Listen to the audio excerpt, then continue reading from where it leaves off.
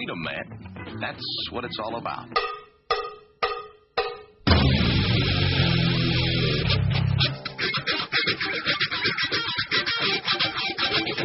You've got to groove on freedom, like the good book says.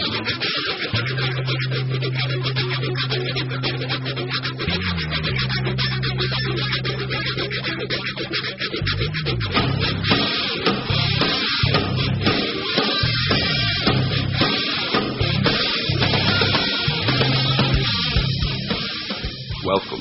You are listening to What on Earth is Happening. This show will discuss the topics of human consciousness, mind control, natural law, the occult, and all issues that affect the freedom of the people of Earth.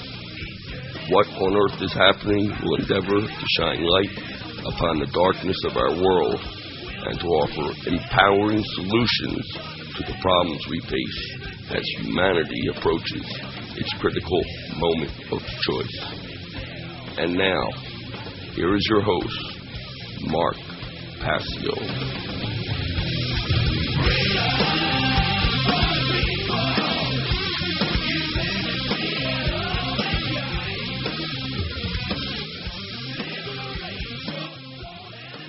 Welcome, one and all. You are listening to What on Earth is Happening right here on the Oracle Broadcasting Radio Network.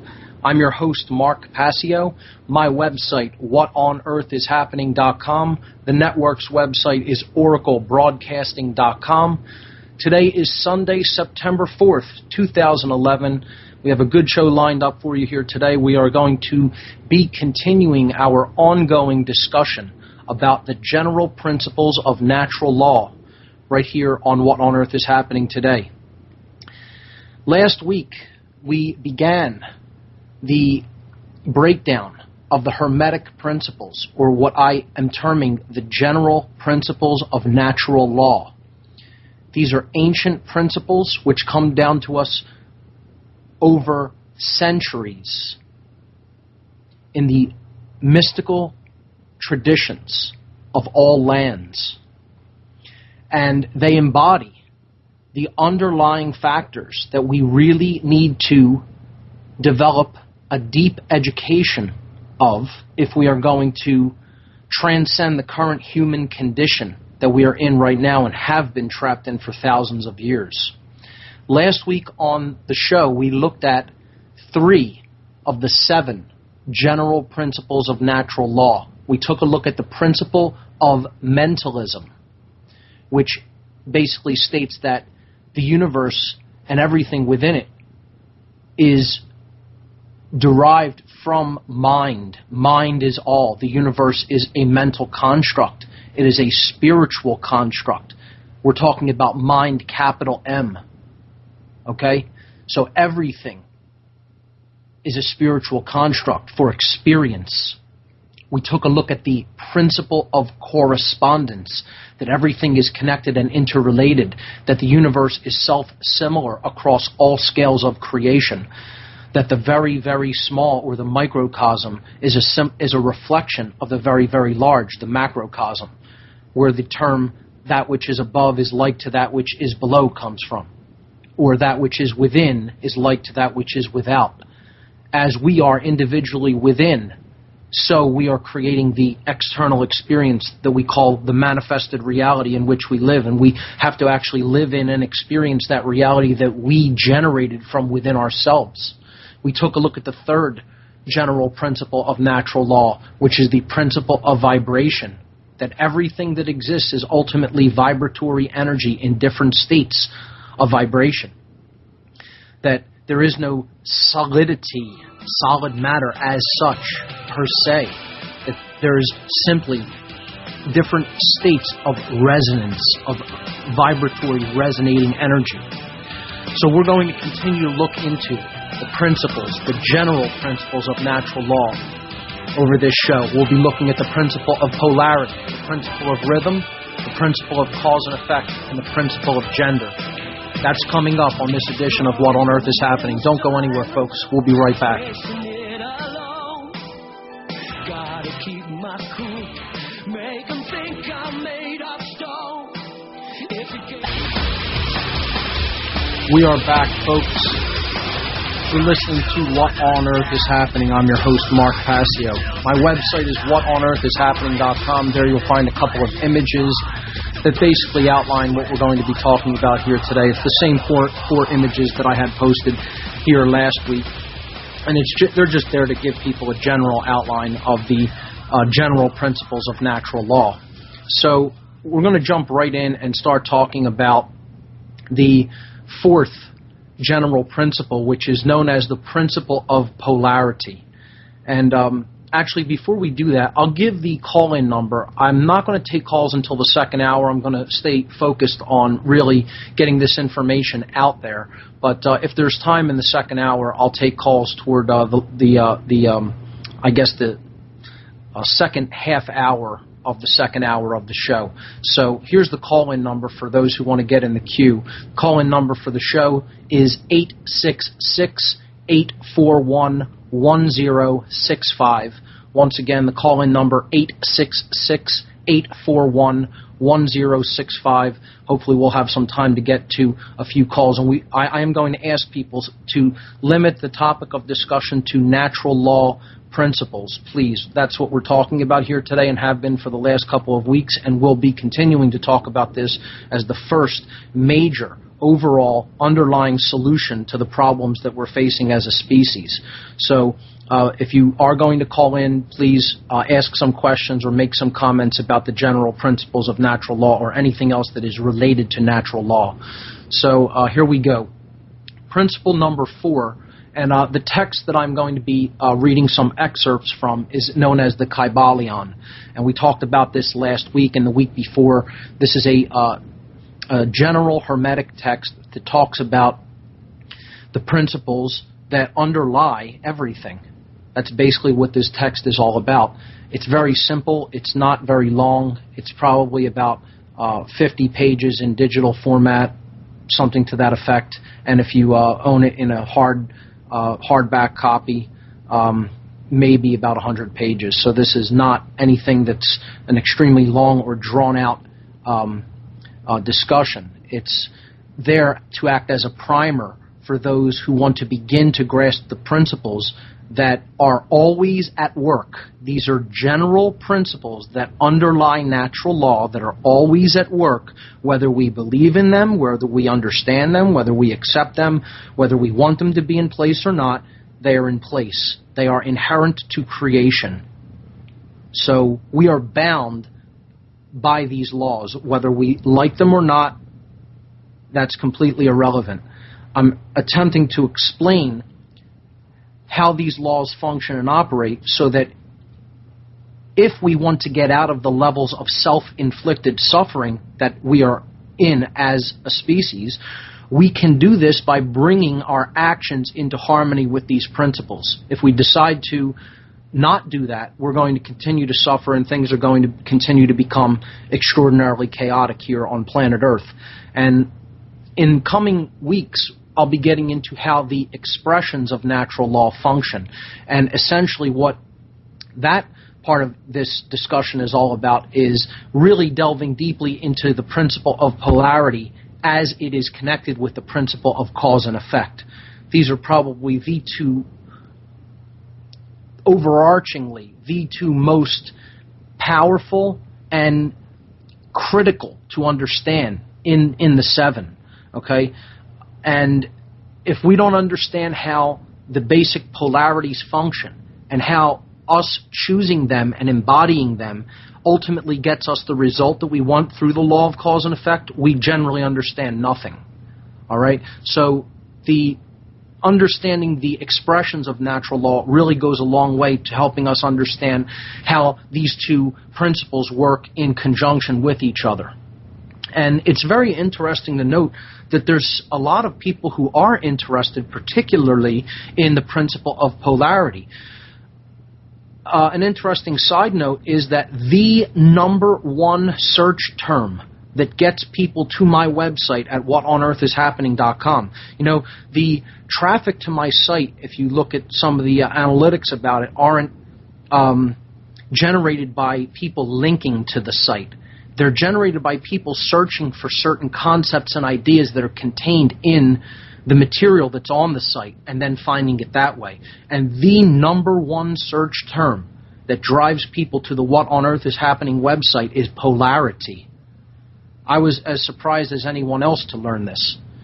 But it shows you that people have an idea that these principles and laws actually do govern what's really going on here. And understanding them is the utmost thing that we can do towards bringing about a resolution, a solution to the problems that we're facing. So let's jump into principle number 4, and the readings, when I read quotes, are from the Hermetic text known as the Kybalion, which is actually posted to my website. I believe it's under podcast number 73. You can find a PDF copy of the Kybalion. So, principle number 4, the principle of polarity. Quote, everything is dual. Everything has poles. Everything has its pair of opposites. Like and unlike are the same. Opposites are identical in nature, but different in degree. Extremes meet. All truths are but half-truths. All paradoxes may be reconciled. The Kybalion. Now I'm quoting from the Kybalion once again, and this is the initiates who wrote this book, this is their assessment of this general principle. This principle embodies the truth that, quote, everything is dual. Everything has two poles. Everything has its pair of opposites, all of which were old Hermetic axioms. It explains the old paradoxes that have perplexed so many, which have been stated as follows. Quote, thesis and antithesis are identical in nature, but different in degree. Opposites are the same, differing only in degree. The pairs of opposites may be reconciled. Extremes meet. Everything is and isn't at the same time.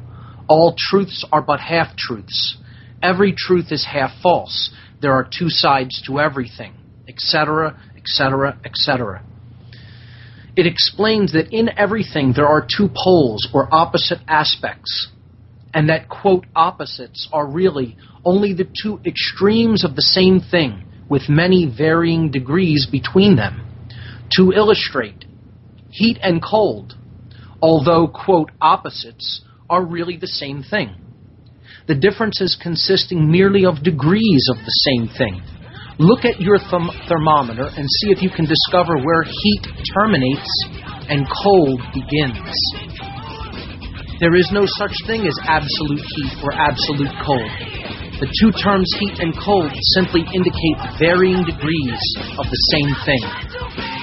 We'll pick this up on the other side of this break. You're listening to What on Earth is Happening right here. What we see when he looks at it with sunglasses, he's seeing the same things all the way through, the subliminal symbology he couldn't see.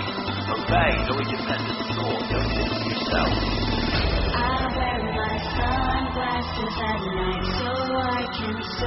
Welcome back, folks. This is What on Earth is Happening, and I'm your host, Mark Passio. We're talking about the general principles of natural law, and we were reading from the Kybalion on the principle of polarity. I'm going to pick up the reading. They were talking about the fact that opposites are really only two extremes of the same thing, and they have varying degrees in between them. And we left off talking about, they were giving an example of temperature, heat and cold. So it said, look at the thermometer and see if you can discover where heat terminates and cold begins. There is no such thing as, quote, absolute heat or, quote, absolute cold. The two terms heat and cold simply indicate varying degrees of the same thing. And that same thing, which manifests as heat and cold, is merely a form, variety, and rate of vibration. So heat and cold are simply the two poles of that which we call heat. and the phenomena attendant thereupon are manifestations of the principle of polarity. The same principle manifests itself in the case of light and darkness, which are the same thing, the difference consisting of varying degrees between the two poles of the phenomena. Where does darkness leave off and light begin? What is the difference between large and small, between hard and soft, between black and white, between sharp and dull, between noise and quiet, between high and low, between positive and negative? The principle of polarity explains these paradoxes, and no other principle can supersede it. The same principle operates on the mental plane. Let us take a radical and extreme example, that of love and hate, two mental states apparently totally different, and yet there are degrees of hate and degrees of love, and a middle point in which we use the terms like or dislike, which shade into each other so gradually that sometimes we are at a loss to know whether we like or dislike or neither. And all are simply degrees of the same thing, as you will see if you will but think a moment. And more than this, and considered of more importance by the Hermeticists, it is possible to change the vibrations of hate to the vibrations of love in one's own mind and in the minds of others. Many of you who read these lines have had personal experiences in the involuntary, rapid transition from love to hate, and the reverse, in your own case and that of others. And you will therefore realize the possibility of this being accomplished by the use of will, by means of the Hermetic formulas. Good and evil are but the poles of the same thing, and the Hermeticist understands the art of transmuting evil into good by means of an application of the principle of polarity. In short, the act of polarization becomes a phase of mental alchemy known and practiced by the ancient and modern Hermetic masters. An understanding of the principle will enable one to change his own polarity as well as that of others, if he will devote the time and study necessary to master the art. So, that is the principle of polarity. And what I would add to this, my comment would be, is that there is most certainly only one thing, and degrees of it. We can take light and darkness as an example, as they did here. And there's really no such thing as the dark. There is only light, or its absence. It's the removal of the presence of light from a particular place is all that darkness is. Light is still all that exists. There is no actual such thing as darkness. It is an illusion based on the non-presence of light energy in a particular space. So the illusory quality is what I would add, is that we only see polarities in place, but really there's only one thing. Love and fear, I've talked about as the two basic polarities. But really there is only love. There is only consciousness and its expansion. In an illusory state of mind, there is the presence of fear. This is an illusion that needs to be recognized as such. And that's a tall order. Saying that and doing that are two extremely different things. Talk about extremes. Saying and doing can be looked at as two opposite polarities, extremes. Because it's really easy to say that fear is an illusion, but actually removing it from your life such that you do not live in fear can be a tall order, especially in a world like this. That people who have bought into this illusory identification, the world that they've made as a result of it can certainly make that a tall order. But we need to understand, really, there is only the absolute or the one thing, and then there's just degrees from it that extend down from it. Okay? Knowledge and ignorance we can look at as another polarity. Well, total knowledge is the mind of God, which of course we aspire to. We're probably not going to achieve that in human form. All right? But, so we're all at different degrees of ignorance. Extreme ignorance, the total refusal of truth, and the total willingness to even acknowledge that there is any such thing as natural law principles that are in effect, the total refusal to acknowledge that there is any such thing as the underlying basis of matter being vibratory energy, and these differing degrees that we call polarities. This is extreme ignorance. Okay? It's just a degree of it. But really, there is only supreme knowledge.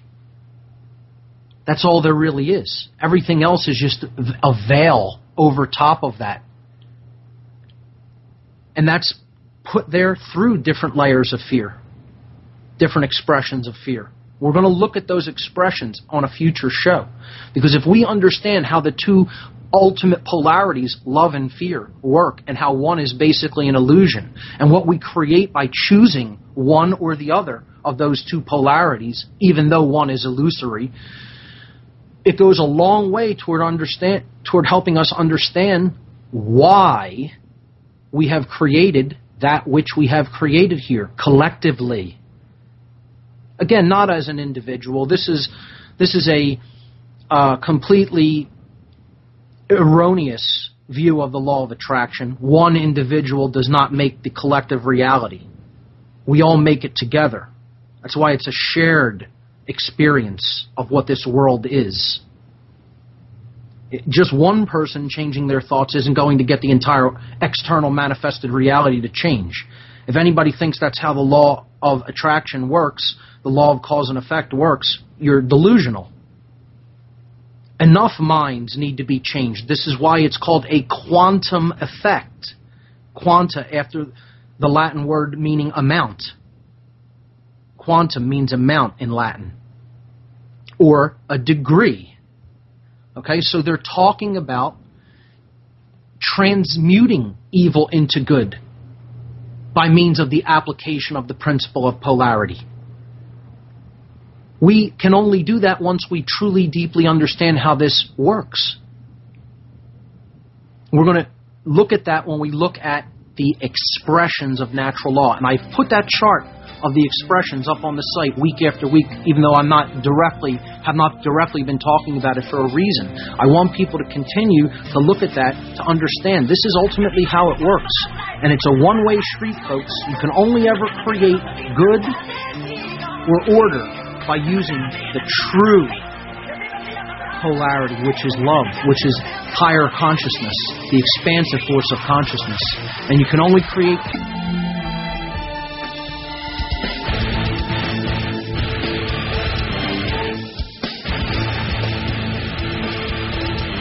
Okay, everyone, we're back. This is What on Earth is Happening. I'm your host, Mark Passio. We're talking about the general principles of natural law over the last few weeks here, and we just took a look at the principle of polarity. Believe it or not, the number one search term that drives people to the What on Earth is Happening website is polarity. And it shows that there are people who are looking for answers, who do understand that we live in a seemingly dualistic realm. It's dualistic at the level of manifestation. But when you understand that behind all of that, the dualism is illusory. And it's illusory because people are falling away from an understanding and a deep introspection of the true self and into different states of fear-based consciousness. This is what all of the flagrant violations of natural law that we see around us are underlined by. Underlying all of it, at whatever level these violations of natural law are happening, there is fear. Always you'll hear the person who is breaking that natural law principle giving a justification, saying, but what if, but this, but that, and making projections into the future about what could happen if this were to be continuing to be allowed to occur. It's all fear-based. All fear. The same thing for people who are okay with the kind of police state that we're moving into, who think that this is for their protection or their safety.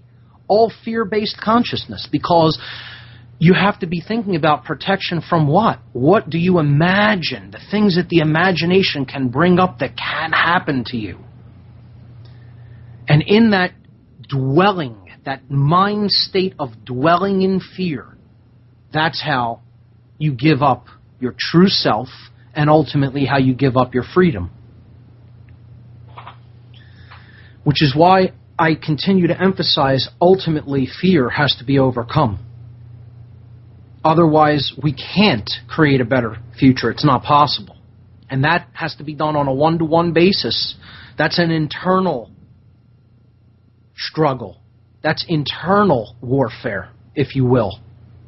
Because that battle takes place within the heart of each individual. The heart and mind. Someone can show someone through example how to live good mental practices, good emotional states, a thirst for knowledge, but ultimately they can't make them be like that. Someone has to make that decision to be in the world like that on their own. So there's a one-to-one battle that takes place with fear within the hearts and minds of each individual. And that's where that battle is won or lost. So let's get back to the Kybalion and its breaking down of some of these general principles of natural law. We're going to look at, right now we're going to look at principle number 5, which is called the principle of rhythm. So here we go. Quote, "Everything flows out and in. Everything has its tides. All things rise and fall. The pendulum swing manifests in everything. The measure of the swing to the right is a measure of the swing to the left. Rhythm compensates." This principle embodies the truth that in everything there is manifested a measured motion to and fro, a flow and inflow, a swing backward and forward, a pendulum-like movement, a tide-like ebb and flow, a high tide and low tide, between the two poles which exist in accordance with the principle of polarity described a moment ago.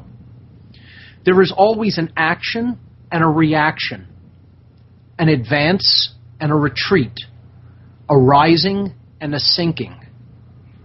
This is in the affairs of the universe, suns, worlds, men, animals, mind, energy, and matter. This law is manifest in the creation and destruction of worlds, in the rise and fall of nations, in the life of all things, and finally in the mental states of man. And it is with this latter that the Hermeticists find the understanding of the principle most important. The Hermeticists have grasped this principle, finding its universal application, and have also discovered certain means to overcome its effects in themselves by the use of the appropriate formulas and methods. They apply the mental law of neutralization. They cannot annul the principle or cause it to cease its operation, but they have learned how to escape its effects upon themselves to a certain degree by depending upon the mastery of the principle. They have learned how to use it instead of being used by it. In this and similar methods consists the art of the Hermeticists. The master of Hermetics polarizes himself at the point at which he desires to rest, and then neutralizes the rhythmic swing of the pendulum which would tend to carry him to the other pole. All individuals who have attained any degree of self-mastery do this to a certain degree, more or less unconsciously. But the master does this consciously, and by the use of his will, and attains a degree of poise and mental firmness, almost impossible of belief on the part of the masses, who are swung backward and forward like a pendulum. This principle and that of polarity have been closely studied by the Hermeticists, and the methods of counteracting, neutralizing, and using them for an important part of the Hermetic mental alchemy. Okay, so this is the principle of polarity. Everything has the principle of rhythm. Everything has a swing to it, like the swing of a pendulum, like tides on the ocean, on the shore. Okay, there is a back and forth, an ebb and flow movement to everything. So everything moves in what we could call cycles, in cyclical movement, in wave functions. Okay, and high-level physics will also tell you this. Everything is basically a wave function. And embedded within this principle, we could get into looking at cycles of time, which also have their ebb and flow. And this is what they were talking about when it says that this principle very much applies to the mental states of man. So it says it is with this latter principle that the Hermeticists find the understanding of the principle of rhythm the most important in the aspect of the mental states of man. Okay, in the ancient Indian mystical systems, they talked about the yugas. Okay, these great time cycles, these periods of time when the consciousness of humanity would be much, much more elevated than it is now. And then over time, it gradually fell into these illusory states which we see today.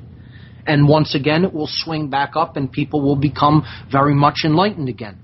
And the true master, depending on the level of mastery that they have attained over self, okay, mastery of self, is the degree which they can counteract this ebb and flow and remain in certain states of consciousness. In other words, you're not subject to this principle. All right, it's still in effect, and there will still be a tendency for it to flow in a certain direction. But if you have a certain degree of mastery over self, in other words, you can truly apply the will, because you know the self well enough, you can tend to overcome those tendencies toward one polarity or another. I hope I'm making that clear. Doesn't mean the law is not still in effect.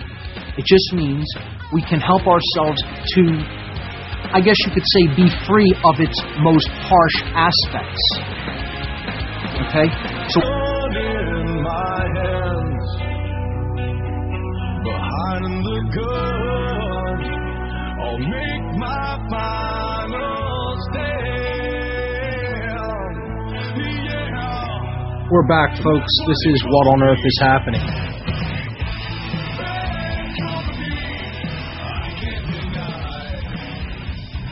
We're talking about the general principles of natural law. We just finished covering in the last segment the principle of rhythm. There's a couple more things I want to say about that principle, specifically related to time. You know, this is one of the biggest applications of this principle, that time is a wave function, and it moves in seemingly cyclical patterns, or at least something that's akin to a sine wave, okay? So it isn't necessarily that history repeats itself. It's that the same, I wouldn't say the same, but similar circumstances present themselves at opportune moments throughout history. And if we've we have the consciousness to recognize these patterns and say, oh, I recognize that. We've been here before. Because we can study the wisdom of the past. And that helps us navigate this wave function much better than we could if we did no looking into the past and learning about what people experienced hundreds or thousands of years ago. And understand that the same, I guess you could say, opportunities are presenting themselves now, just like they did at past times. We shouldn't look at it like it's an endlessly repeating prison, a cycle, the same thing happening over and over again. It's an opportunity for growth and learning. Something that maybe we didn't do as well with in the past. And now a new lesson in a similar way is being presented. And it's an opportunity to learn and grow. So that's about all I really want to say about that. And I could recommend a very good book on the topic. There's a book called Fractal Time by Greg Braden. And I think it does a phenomenal job of explaining how time is a fractal wave function and how it is completely works. It completely works according to this general principle of natural law known as the principle of rhythm. So definitely check it out. Fractal Time by Greg Braden. Great book. With that having been said, well, let's move on to principle number 6. So if we could get through the principle of cause and effect and the principle of gender, we'll move on and take a few phone calls. Okay, here we go. Principle number 6 from the Hermetic text known as the Kybalion is known as the principle of cause and effect. Quote, every cause has its effect. Every effect has its cause. Everything happens according to law. Chance is but a name for law not recognized. There are many planes of causation, but nothing escapes the law. Now, that's so important, folks, that I just want to read that quote one more time. Okay? And they're capitalizing the L because this is not the laws of man as they scribble them down in their little law books. This is natural law. Okay? The law of cause and effect, arguably the most important of the general principles of natural law. Okay? Quote, every cause has its effect. Every effect has its cause. Everything happens according to law. Chance is but a name for law not recognized. There are many planes of causation, but nothing escapes the law. Continuing. This principle embodies the fact that there is a cause for every effect, an effect from every cause. It explains that everything happens according to law, that nothing ever, quote, merely happens, that there is no such thing as chance, that while there are various planes of cause and effect, the higher dominating the lower planes, still nothing ever entirely escapes the law, capital L.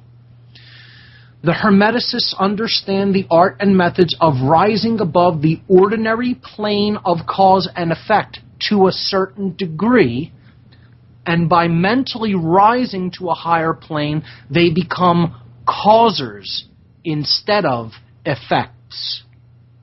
The masses of people are carried along, obedient to environment, the wills and desires of others stronger than themselves, heredity, suggestion, and other outward causes moving them about like pawns on the chessboard of life.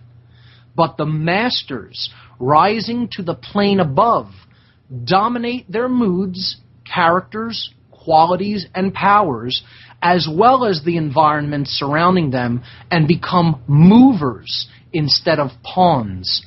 They help to play the game of life instead of being played, and moving about by other wills and environment.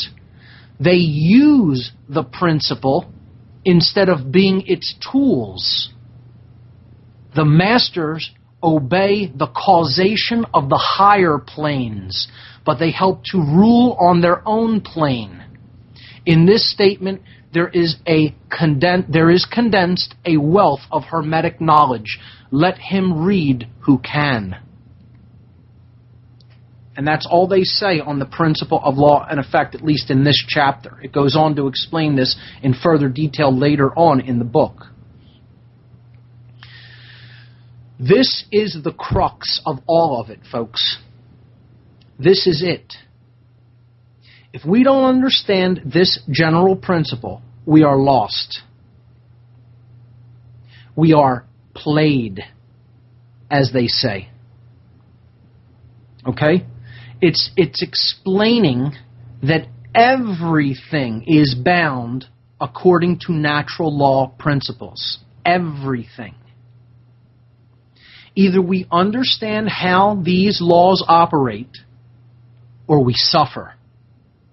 The end. There is no in between. We learn how to work with these laws. We learn how to operate within them. And we do that through self-mastery.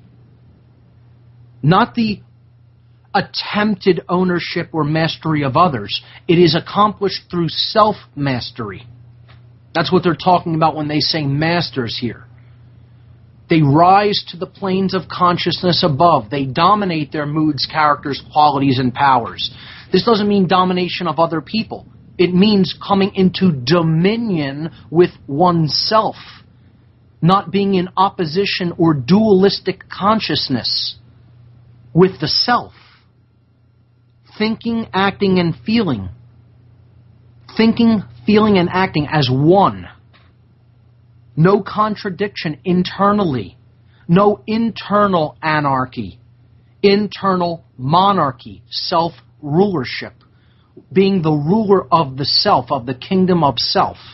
And we've talked about these concepts many times when we looked at the qualities of the self and we looked at the general polarities, the basic polarities. This knowledge ties back into information that we talked about early on in these podcasts over a year ago. So it's critical to understand that the people who do not understand natural law will always be pawns, will always be slaves, will always be played by others who do know how these laws of cause and effect work. Because they understand that natural law is always in effect. And our behavior in the actual field of natural law creates the effects that we must experience. That's a good place to leave it. We'll be right back after these messages where we'll pick up with the final general.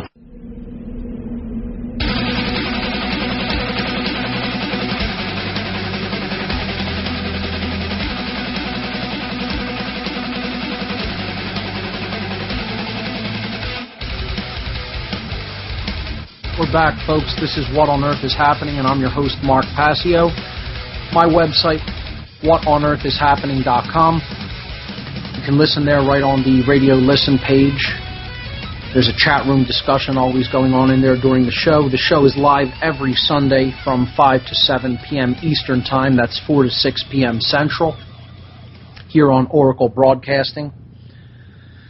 And today we have been discussing the general principles of natural law.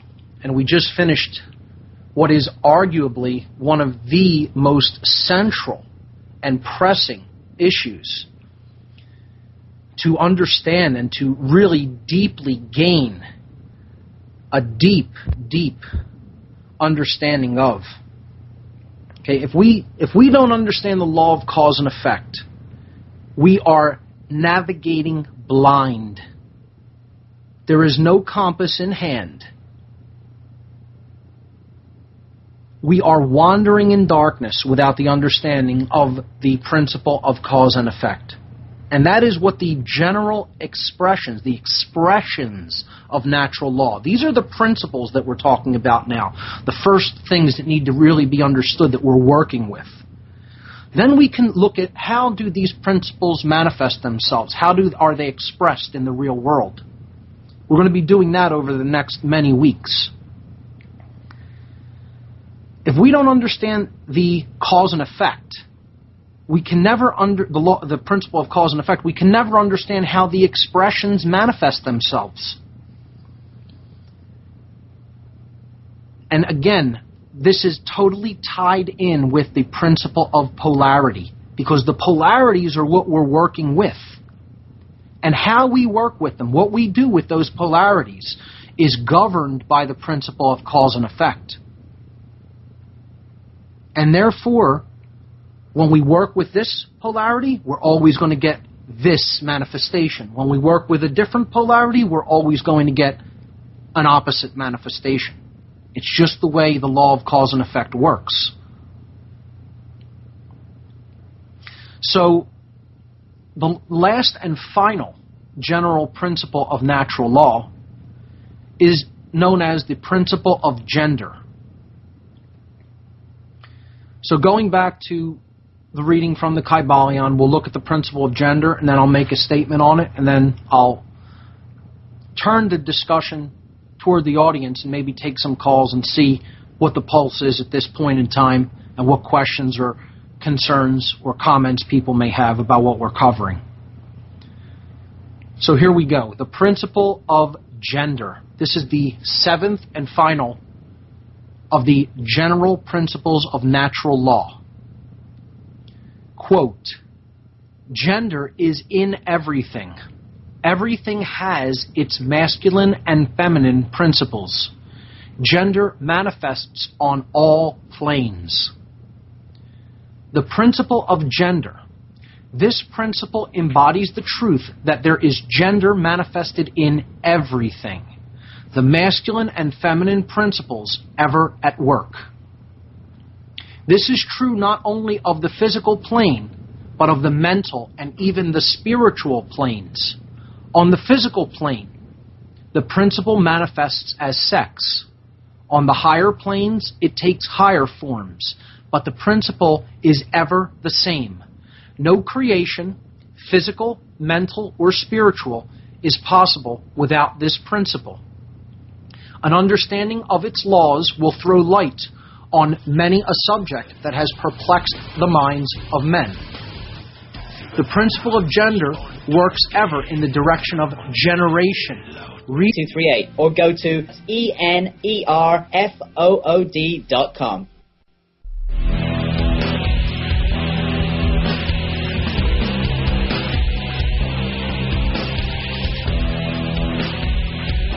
We're back, folks. This is What on Earth is Happening. I'm your host, Mark Passio. Thanks for tuning in today. We're talking about the general principles of natural law. We are in the middle of discussing the seventh and final principle in our discussion over the last couple of weeks. This is known as the principle of gender. And I was reading from the Hermetic text known as the Kybalion, penned by, quote, 3 initiates. Again, an allegory for the 3 components of consciousness being unified: thought, emotion, and action. Also, a symbolic reference to the, quote, founder of the Hermetic tradition, Hermes Trismegistus, also known in the Egyptian or Kamitian tradition as Thoth, the scribe of the gods. The thrice great one, the greatest of the greats, one who had attained one of the highest levels of self-mastery. That's all it really means. Thrice great. He unified his thoughts, his emotions, and his actions such that they were one and were not in a state of polarization anymore, and not in a state of dualism. So let's get back to the principle of gender, because this is all about polarity as well. This is about seeming opposite states that can be reconciled within the individual. Indeed, which we've talked about many, many times, that needs to be reconciled within the individual in what is known as the chemical wedding, the blending in perfect equilibrium of the masculine and feminine forces within each one of us. So, continuing to read from the Kybalion, quote, "The principle of gender works ever in the direction of generation, regeneration, and creation. Everything and every person contains the two elements or principles, or this great principle within it, him or her. Every male thing has the female elements also. Every female contains also the male principle. If you would understand the philosophy of mental and spiritual creation, generation and regeneration, you must understand and study this Hermetic principle. It contains the solution of many mysteries of life. We caution you that this principle has no reference to the many base, pernicious, and degrading lustful theories, teachings, and practices which are taught under fanciful titles and which are a prostitution of the great natural principle of gender. Such base revivals of the ancient infamous forms of phallicism tend to ruin mind, body, and soul.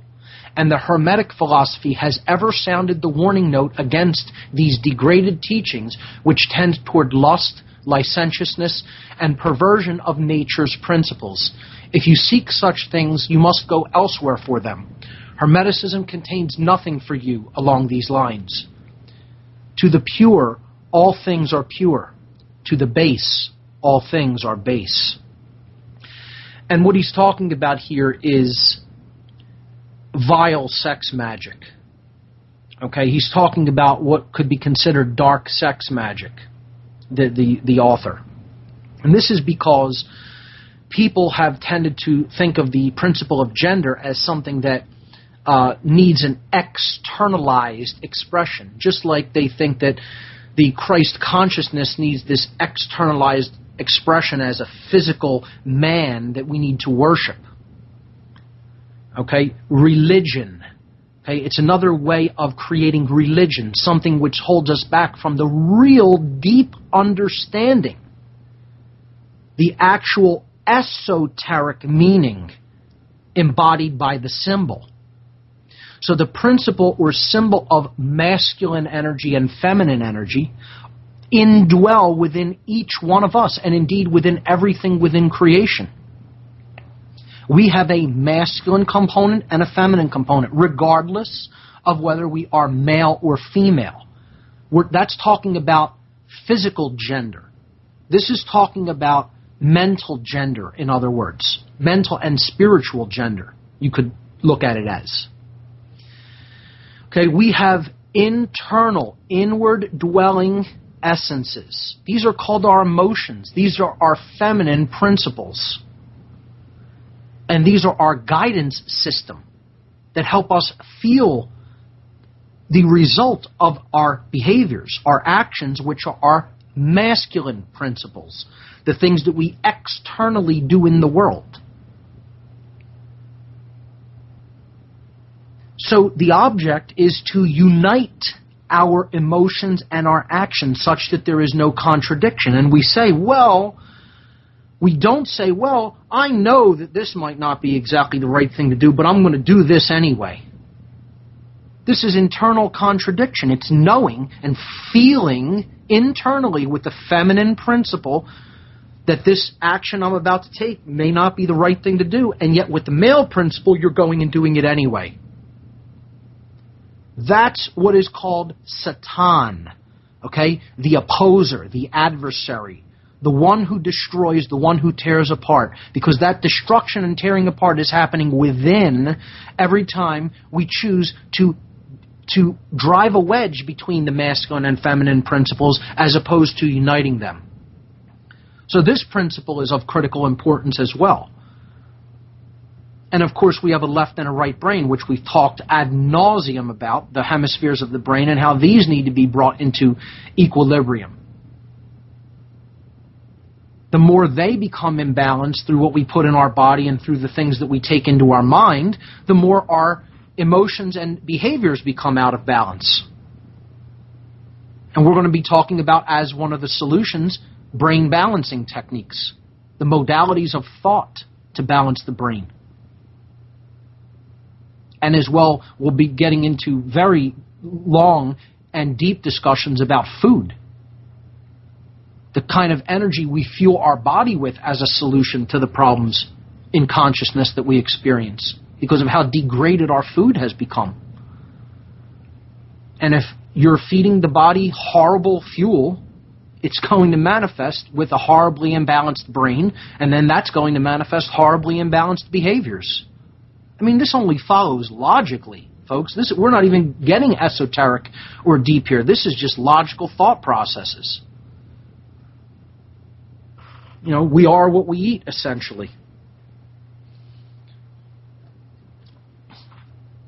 And again, I battle with the whole toxic emotion thing that I get into from time to time. People who know me will know that as well. I get angry. I experience anger because I see how dark other people are in the world, and they continue to act in folly and never wanting to acknowledge things like these principles, things like natural law, and certainly never wanting to look into anything about the occult. Because they don't believe in that stuff, you know. Therefore, it doesn't exist.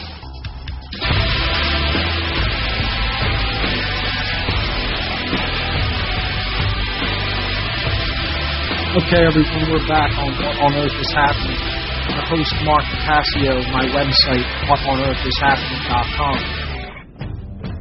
This is the show where we attempt to get down to the fundamental causal factors of the human condition. Because without a deep understanding of those, we are navigating in the dark.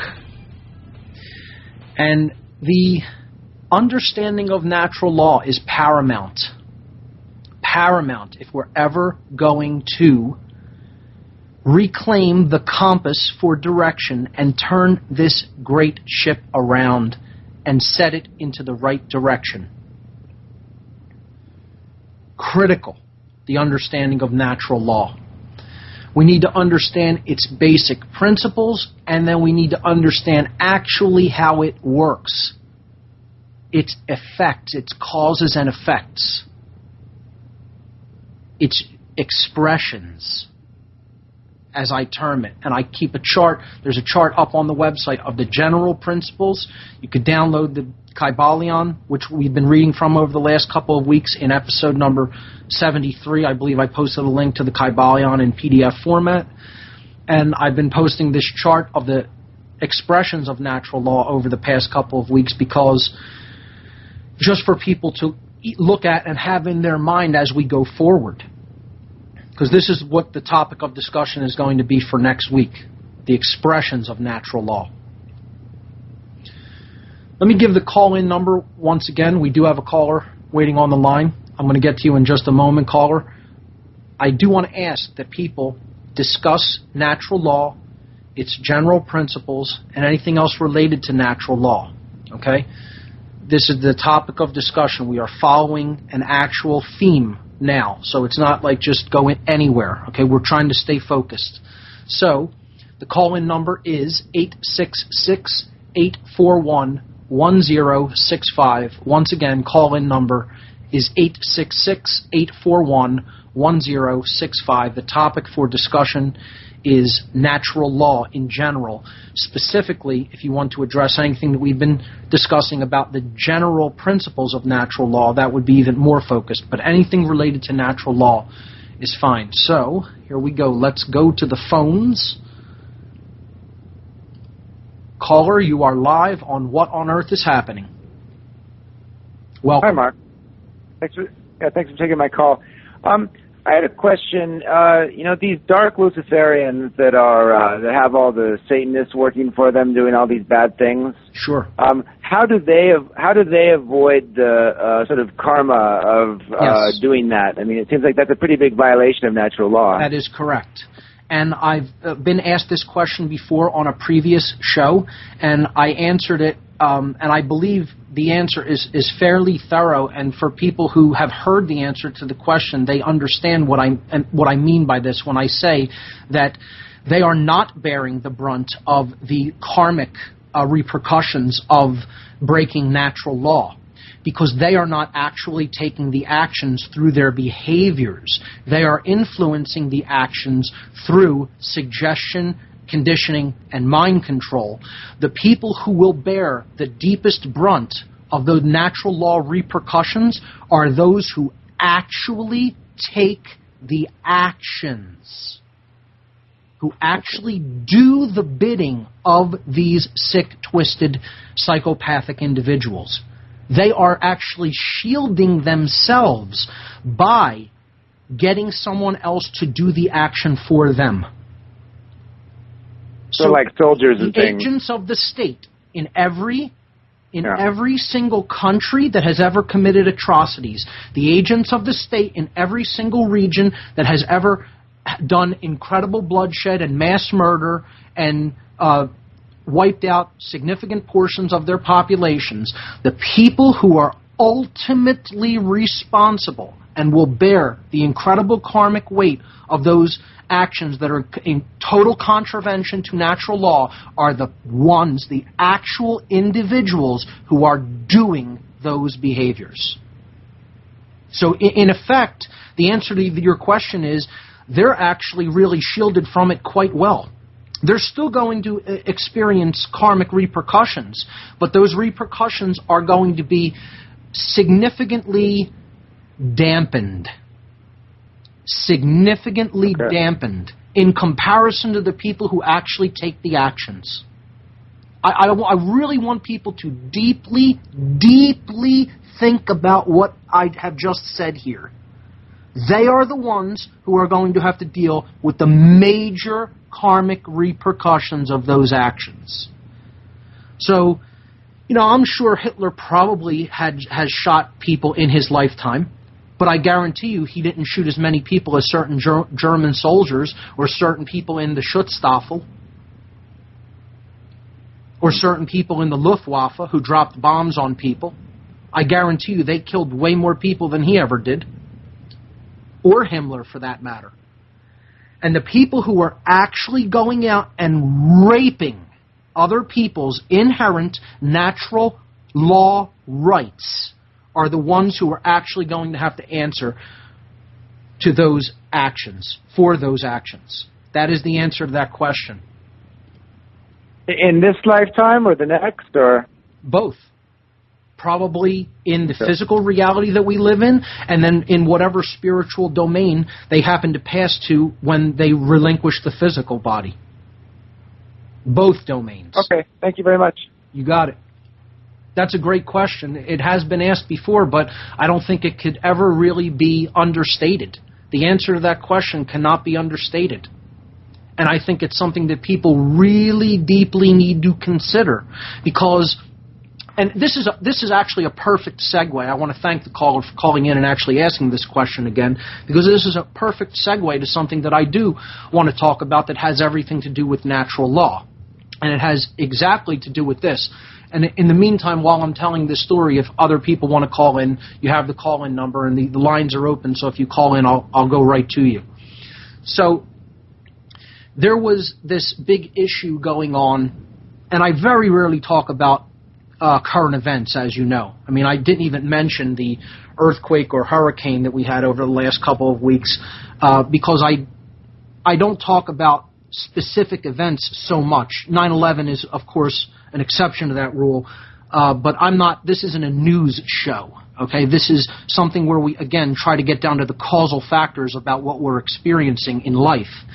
And there was a really big semi-big story going on about how police were busting children's lemonade stands just out on their lawns, okay, just outside their homes, setting up a lemonade stand, which has been a tradition in this country since its founding, and cops were going over to them and saying they're operating without a license. You're operating a business without a license to a child, okay, regardless of whether it was an adult or not. You don't need a license to do something that you have a natural law right to do. So, and that you're not harming anyone out as a result of that action.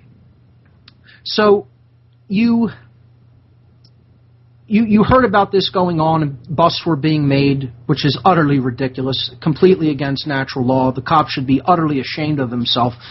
It's a perfect Nazi is what they are. Perfect. You would have been wonderful, wonderful accessories at Sobibor or at Treblinka or at Dachau or at Auschwitz. You would have been wonderful, okay? Because it's the same mentality. It's the same mentality. The people died fighting when we fought the British, died fighting when we fought the Nazis, and you're acting in the same way, okay? Wonderful example for your own children.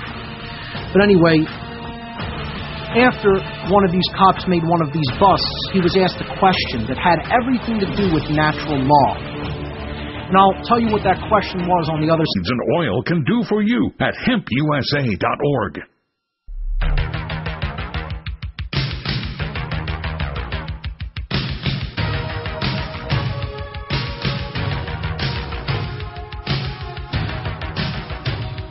We're back, folks. This is What on Earth is Happening. We're talking about natural law, its general principles, and its expressions on the show today.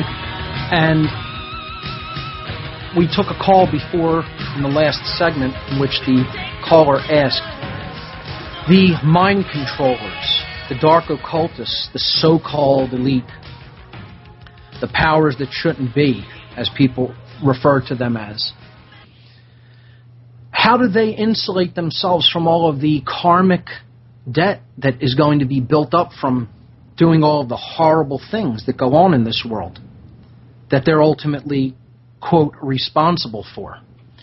And I've answered this question before by saying they're not going to bear the brunt of all of that karmic weight. The people who actually take the actions that they're telling them to take are going to take the brunt of it. And that means the military and the police, who are actually pulling the triggers, dropping the bombs, raping people's rights. Doesn't matter whether they think they're doing the right thing. It does not matter. This is a New Age lie, quite frankly. In plainest terms, it's the only way I could put it.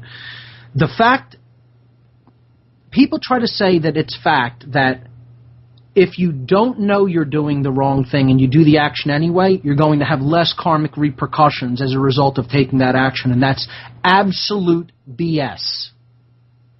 Absolute BS.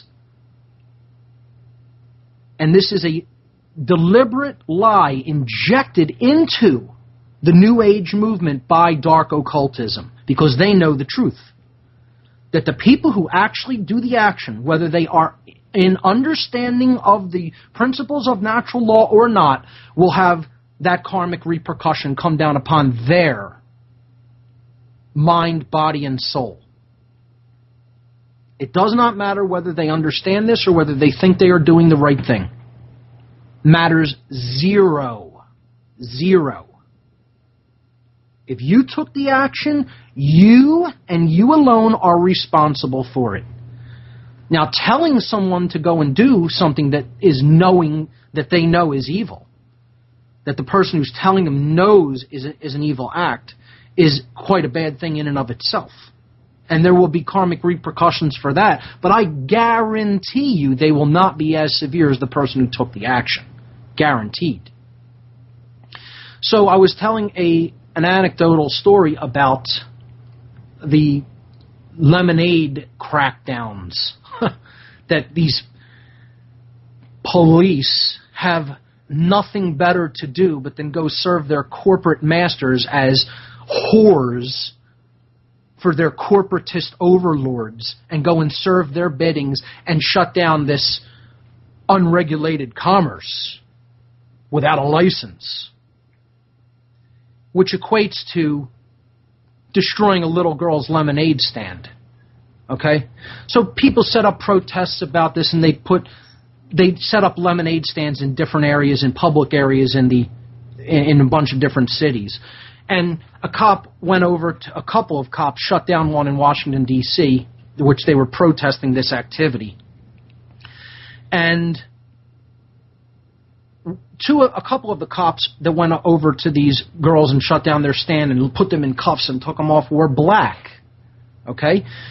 And this isn't a racial issue, but what it is it's a moral issue. Okay? It's a moral issue that has everything to do with natural law. It has everything to do with principle. It has everything to do with morality. Okay? An interviewer, after filming the events, a person who filmed these horrible events, said to one of the cops, how aren't you totally disgusted with yourself? How do you even sleep? How do you live with yourself? How do you look at yourself in a mirror? And one of them, they were both black, one of them answered, and that's, again, it's not a race thing. It's irrelevant. They could have been Indian police. They could have been Japanese police. It doesn't make a difference. They could have been Native American. They could have been white. Irrelevant. Okay? I'm trying to highlight the amoral, psychopathic mindset that these people are in, and they think that they're moral. They think they're doing something good, and yet they're completely amoral, have no principles. Their parents did not raise them. I'd like an opportunity to say that to one of their faces, because I would say that to one of their faces, and you can, if anybody knows who that person is that I'm going to talk to, because many people will know this video, tell them that I'll say it right to their face. Because I'm not afraid of them, and I know that they're immoral. It's not my opinion. I understand how natural law works. I understand how they broke it, and they don't care as long as they're getting paid. That's their God. That's their God. They don't have any God. Their God is the dollar bill. So, he was asked the question, if you were a cop in the 1950s during segregation, would you have enforced the segregation laws? And he tries to escape the question by saying, well, I wouldn't have been a cop. Yeah, you wouldn't have, because you wouldn't have been allowed to be back then. Okay? But he says, okay, it's a hypothetical, you know, hypothetically. And he says, proudly, yes, I would have enforced the segregation laws if I was a cop in the 1950s. A black man said this. And what I want to know is, where was the moral outrage about the answer to this question? First of all, it was wrong no matter what color you were, but it's almost like you can understand how it's like doubly insane and doubly wrong in some ways, that he's basically saying, I have no affinity with my own people. Okay, I'm saying, I have always said you shouldn't be identifying with a race at all. With race is an illusion. We are all human beings here. We are all people who are, at some level or another, suffering. And as one suffers, all suffer. But just imagine, that's like saying, I wouldn't care if they oppressed members of my own family. If members of my own family were being told, get to the back of the bus, and they resisted that, I would lock them up, put them in handcuffs, and haul them off to jail. Because my owners told me that that's what my job is, and I don't get paid unless I do that. And another guy said, hey, man, I'm not going to rock the boat. I'm making 6 figures at my job. You know, you must be a captain or whatever. Because that's all that is of value to this individual. Truth is meaningless. Rights are meaningless. As long as they're being paid, they will do whatever they are being paid to do. That's it. Whatever their owner is paying them to do and telling them to do, they will do. And then he steps back and tries to say, your issue is not with me, meaning a police officer, a cop. Your issue is with the lawmakers. And you know what I'll say to that person? Absolutely not. Wrong. Wrong. And get it clear. The issue is not with the people scribbling down things in a book someplace. You're the issue. Let's make that real clear. And I'm deliberately raising my voice. Because the people who think that these aren't the people to point a finger at, and there is a time to point a finger. There is such a thing as blame. It exists when people are doing things that are overtly wrong and against conscience. Yeah, you can say, hey, you, doing this action, you're wrong. And then you want to step back and raise up your hands and say, I'm absolved of this? Don't look at me. You're the one doing it. Who are we supposed to hold accountable? Somebody who told you to go and do an action that's clearly wrong, and you say, well, as long as I get a paycheck, yeah, sure, I'll go and do whatever you ask me to do if it's wrong. I don't consider the notion of right or wrong. I don't consider natural law. Rights have no meaning to me. I don't consider rights. I consider a paycheck. And this, clearly, folks, you can hear this riles me up. Especially because the person tried to say that he's not the one who should be held accountable for it. That really riles me up. And it should rile you up too. Because, again, that is the mentality of someone that would have exterminated mass groups of people in Stalinist Russia. That is the mentality that would have gone along with hoarding people into gas chambers or other forms of prison and work camps and detention camps. That's the mentality that will continue to go along with this New World Order agenda of total enslavement of the people. With the Oracle Broadcasting Android application, you can take Oracle with you on the go. Download the app at oraclebroadcasting.com.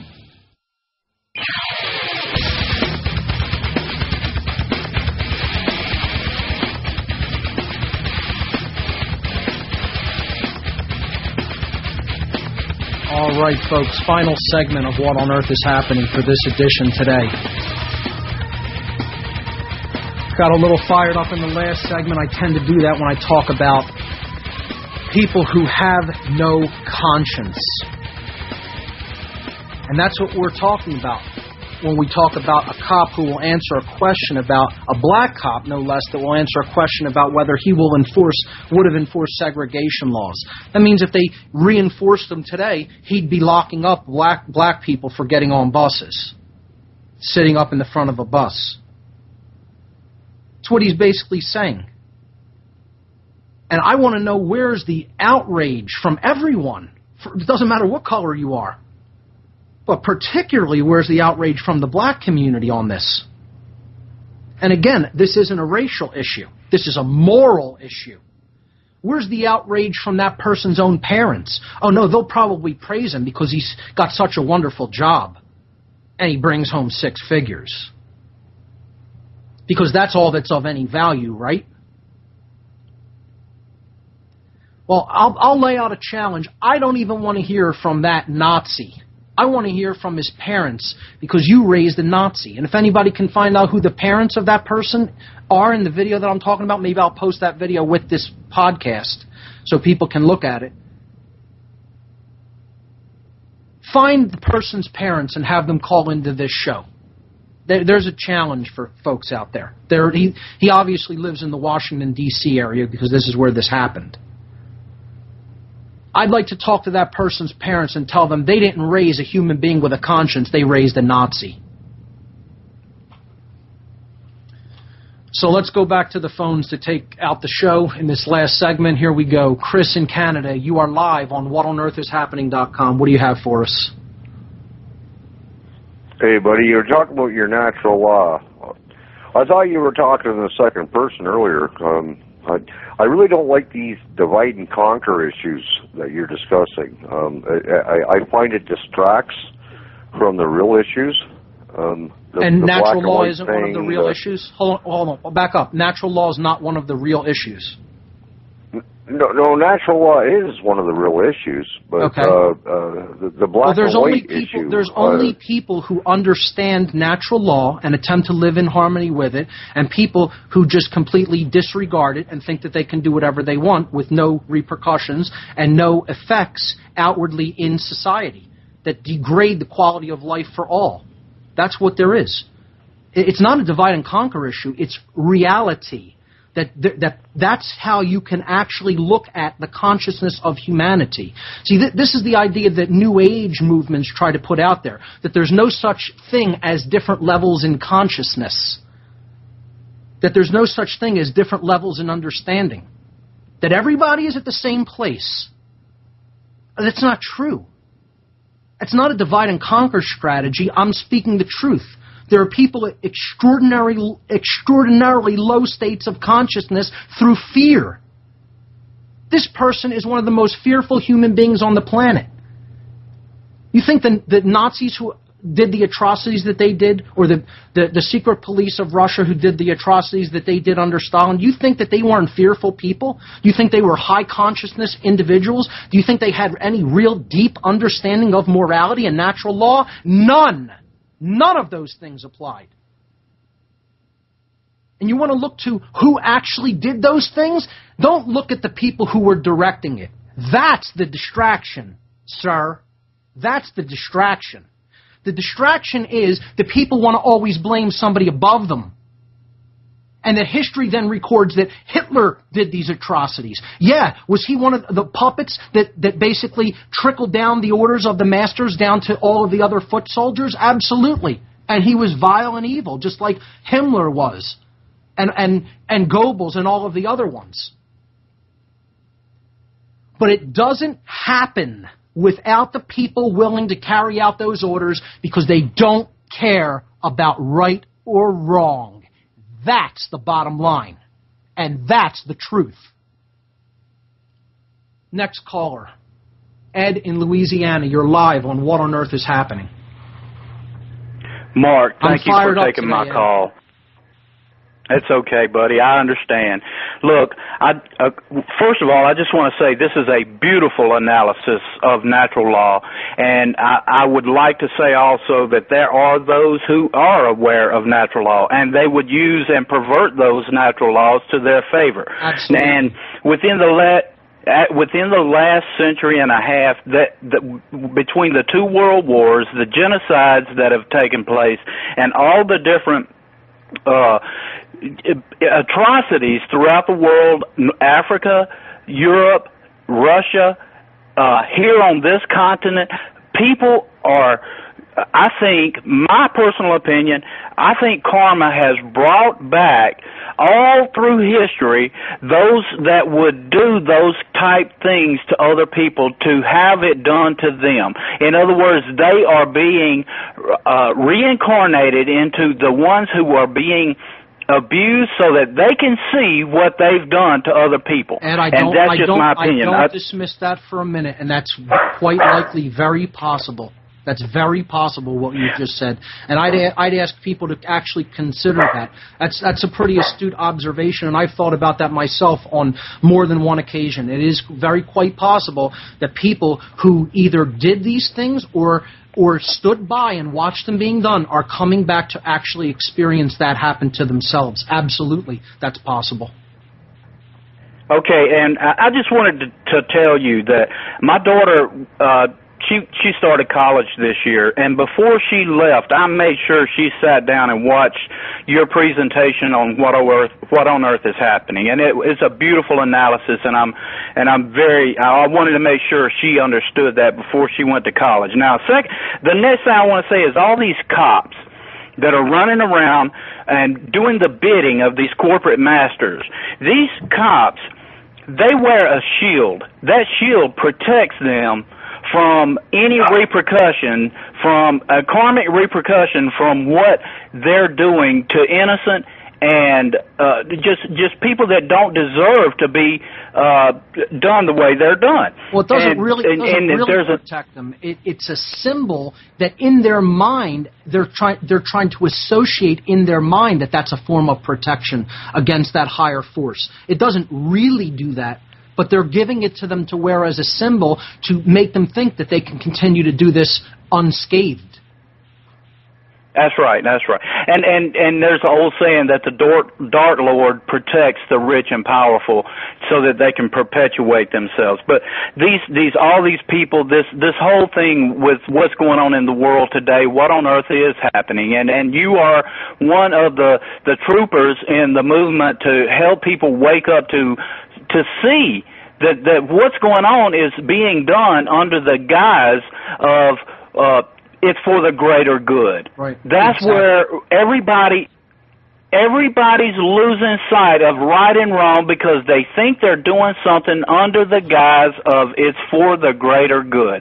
So I just wanted to call in and thank you, Mark, because I've been checking out your show since you've been on Oracle. It's a great show, and I just want to say thank you again. Have a good day. Ed, thanks so much. Great call, and you absolutely bring up the point that people are dissuaded from looking within and really understanding, is the action that I am about to take in this moment right or wrong? Because they're always thinking in the future. This is what real present moment awareness is about, which is another solution we're going to talk about. Okay? They have you thinking in the future all the time. Well, what if with this we let this go, and then this will happen, and this will happen, and then, but, then. This is all future projection, and this is all justification for one's immoral actions that one is taking in the present moment, and never wanting to look at themselves, never wanting to turn the finger inward and say, I need to take a look at my own actions, what I am actually doing to other people. That's what the force of darkness, for lack of a better term, is always trying to get people to ignore. Never to look at that. Never to look at the fact that they are doing something immoral in the present moment. The ego wants to rationalize, it wants to justify, it wants to scapegoat, it wants to point the finger outward, it wants absolution for one's own immoral behaviors. It wants to say, no, someone else was in control of my actions, someone else was in control of my mind. It has nothing to do with me, even though I'm the one actually doing this thing that's wrong. You see how that works, folks? And we'll be